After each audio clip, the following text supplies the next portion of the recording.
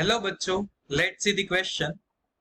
Taking the values of atomic masses from the tables, find the maximum kinetic energy of beta particles emitted by Be10 nuclei and the corresponding kinetic energy of recoiling daughter nuclei formed directly in the ground state. बच्चों question में क्या दिया गया है? तो beta decay की process है बच्चों। उसमें बीटा पार्टिकल जो इमिट होता है बच्चों, उसकी मैक्सिमम काइनेटिक एनर्जी फाइंड करनी है, और रिकॉइलिंग डॉटर न्यूक्लियस जो फॉर्म होता है उसकी भी ग्राउंड स्टेट में हमें काइनेटिक एनर्जी फाइंड करनी है बच्चों। तो सबसे पहले बच्चों लिख लेते हैं हम यहाँ पर की कॉन्सेप्ट। की कॉन्सेप्ट कौन सा आएगा बच्चों? तो क्वेश्चन से पता चलता है हमें बच्चों के जो की कॉन्सेप्ट है बच्चों वो है बीटा डीके। क्लियर बच्चों? कौन सा है? Beta decay. जब भी बच्चों बीटा डीके होता है तो या बीटा प्लस या बीटा माइनस डीके होता है बच्चों, तो उसमें इलेक्ट्रॉन इमिट होता है बच्चों, ई माइनस और ई प्लस। क्लियर बच्चों? अगर बीटा माइनस होता है तो ई इमिट होता है, बीटा प्लस होता है तो पॉजिट्रॉन इमिट होता है बच्चों। अब हम क्वेश्चन की तरफ चलते हैं बच्चों। सबसे पहले हम लिख लेते हैं यहाँ पर बीटा डीके की प्रोसेस। बीटा डीके की जो प्रोसेस है बच्चों ये कुछ इस तरह से होती है बच्चों। अब बीटा डीके की प्रोसेस देख सकते हो, मैं आपको यहाँ पर लिख देता हूँ बीटा डीके। द रिएक्शन किस तरह का इसमें होता है बच्चों? तो Be10 जो होता है, Be10, क्लियर, इसमें से B10 प्लस यहां पर आ जाएगा बच्चों E माइनस, और यहां पर आ जाएगा एंटी न्यूट्रिनो। अब आप देख सकते हो बच्चों कि जो पहले बेरिलियम था वो बोरॉन में कन्वर्ट हो गया है। क्लियर बच्चों? तो एटॉमिक मास जो है वो चेंज नहीं होता बच्चों, हाँ एटॉमिक नंबर चेंज हो जाता है बच्चों। क्लियर? अगर बीटा माइनस होता है तो एटॉमिक नंबर इंक्रीज होता है, बीटा प्लस होता है तो एटॉमिक नंबर डिक्रीज होता है बच्चों। अब आगे चलते हैं बच्चों। अब हमें क्या चाहिए बच्चों? Kinetic energy. तो मैं आपको पहले ही बता देता हूं कि जो काइनेटिक एनर्जी होती है बच्चों, काइनेटिक एनर्जी वो पूरी की पूरी बीटा डीके में यूज हो जाती है इलेक्ट्रॉन इमिट करने में। तो काइनेटिक एनर्जी इसको मिल जाती है, इसकी एनर्जी तो बच्चों जीरो हो जाती है। क्लियर? ओके। अब आपको क्या फाइंड करना है? Kinetic energy. तो kinetic energy Q is equal to delta M into C square. आपको पता होना चाहिए बच्चों कि वो क्या होता है, डेल्टा M इंटू सी स्क्वायर। डेल्टा M का मतलब क्या होगा बच्चों? तो मास ऑफ बेरिलियम। क्लियर? क्या हो जाएगा बच्चों? Mass of beryllium minus mass of boron into C square. ये हो गया इक्वेशन 1। अब बच्चों फ्रॉम द टेबल हमारे पास वैल्यूज क्या है बच्चों, हम यहाँ पर लिख देते हैं। द एटॉमिक मासेस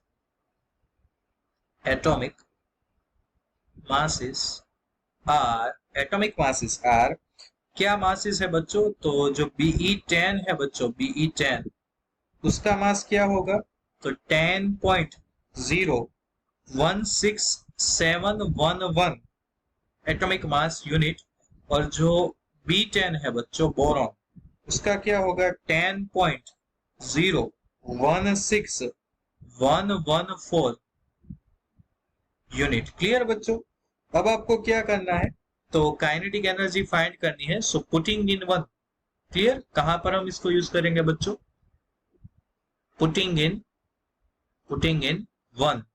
अगर हम 1 में इसकी वैल्यू सब्स्टिट्यूट करते हैं बच्चों तो क्या हो जाएगा? Q इज इक्वल टू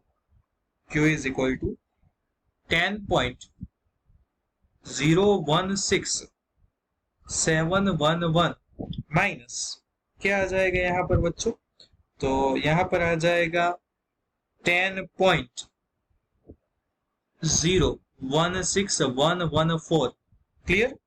और इंटू आ जाएगा बच्चों unit into C square. Then Q is equal to, आपको मैं एक चीज यहाँ पर लिख देता हूँ बच्चों, क्या याद रखना है आपको? तो जो सी स्क्वायर है बच्चों उसकी जगह पर, सी स्क्वायर की जगह पर क्या आ जाएगा बच्चों? मैं पहले आपको इसका कैलकुलेशन लिख देता हूँ। इसका कैलकुलेशन आएगा बच्चों 597 इंटू 10⁻⁻⁶ इंटू जो यूनिट है बच्चों, यूनिट इसकी वैल्यू क्या होती है? 571 MeV divide by c square into C square. तो यहाँ पर सी स्क्वायर कैंसिल हो जाएगा बच्चों। Then Q is equal to 0.56 MeV। बच्चों ये पहला आंसर हमें मिल गया, जो फर्स्ट आंसर हमें चाहिए ये कंप्लीट हो गया यहाँ पर बच्चों। तो आपको ये वाला आंसर याद रखना है बच्चों, ये फर्स्ट आंसर हमें मिल गया, मैक्सिमम काइनेटिक एनर्जी। क्लियर बच्चों? अब हमें इलेक्ट्रॉन का मोमेंटम भी फाइंड करना है बच्चों, तो मैं यहाँ पर लिख देता हूं मोमेंटम ऑफ इलेक्ट्रॉन। तो ये आपको पता होना चाहिए, अंडर रूट में 2me आ जाएगा, अंडर रूट में 2me। सो यहाँ पर हमने एनर्जी को Q कहा है बच्चों, सो मोमेंटम यहाँ पर मोमेंटम क्या आ जाएगा बच्चों? तो momentum is equal to under root में 2 मास आ जाएगा। मास कितना होता है बच्चों? तो 9.1 इंटू 10⁻⁻31 इंटू एनर्जी हमारे पास कितनी है बच्चों? तो ये है हमारे पास 0.56 MeV। अब इसका आप कैलकुलेशन करोगे बच्चों तो ये आ जाएगा 0.941 MeV divide by C। Clear बच्चों? तो ये हमारे पास मोमेंटम आ गया। अब हमें क्या करना है? Recoil energy of daughter. अब हमें क्या करना है बच्चों? Recoil energy of daughter. अब हमें फाइंड करना है रिकॉइल एनर्जी ऑफ डॉटर। तो इसे हम और अब आगे चल के देख लेते हैं बच्चों इसे। Now recoil energy of daughter nucleus, तो वो क्या हो जाएगा बच्चों? तो energy m square divide by क्या आ जाएगा बच्चों? डिवाइड बाय आ जाएगा 2 मास। क्लियर? 2 into mass. अब आप देखो बच्चों हमारे पास सारी वैल्यूज है बच्चों यहाँ पर, तो क्या आ जाएगा यहाँ पर? 0.941 MeV divide by C square divide by C square. Clear? और साथ में क्या आ जाएगा बच्चों?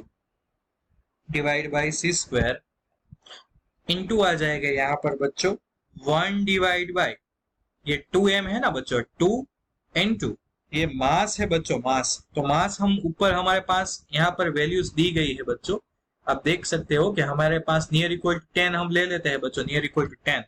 क्लियर? तो हमारा लास्ट वाला आंसर क्या आ जाएगा बच्चों? तो नियर इक्वल टू 47.2 MeV जो हमें क्वेश्चन में मांगा गया है बच्चों। तो यहाँ पर हमें डॉटर न्यूक्लियस है उसकी भी एनर्जी मिल गई है बच्चों। तो यहाँ पर बच्चों हमें दोनों आंसर मिल गए हैं। सो आवर की concept will lead us to the correct answer. So I hope बच्चों कि आपको क्लियर यहाँ पर समझ में आ गया है। सो आई होप बच्चों you all understood it well. Best of luck.